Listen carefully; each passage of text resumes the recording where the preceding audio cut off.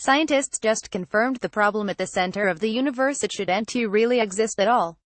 That's because at the very beginning of existence, the equal amounts of matter and antimatter present should have annihilated each other, meaning you wouldn't be reading this article around 13.8 billion years later.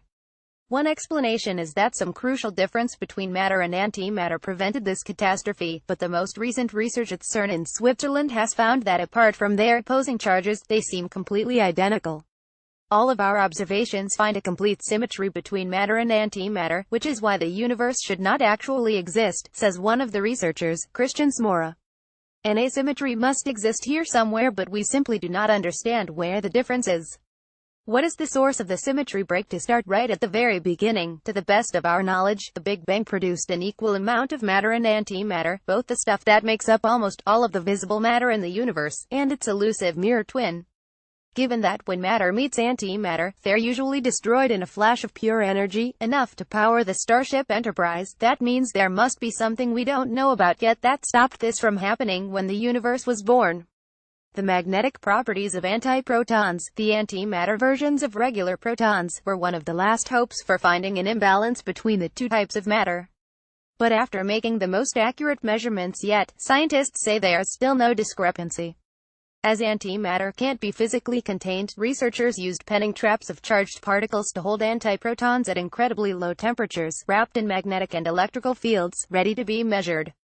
Along the way, the team broke the record for storing antimatter. It was held for 405 days in total. A penning trap used to store antiprotons. Credit Stefan Sellner, Fundamental Symmetries Laboratory, Riken, Japan. The strength of the magnetic field was measured down to 9 significant digits, offering over 350 times more precision than previous readings, and still no difference between antiprotons and protons or antimatter and matter could be found. The magnetic strength measurement, for those interested, was 2.7928473441 nuclear megatons, matching the positive value of the proton. Where do we go from here to even greater levels of precision, say the CERN scientists? There has to be some reason why we're all here living and breathing. Either that or we're in a huge computer simulation. Future experiments are planned to study the magnetic properties of antiprotons in even greater detail, and to investigate whether gravity could be the difference between matter and antimatter that everyone is trying to spot.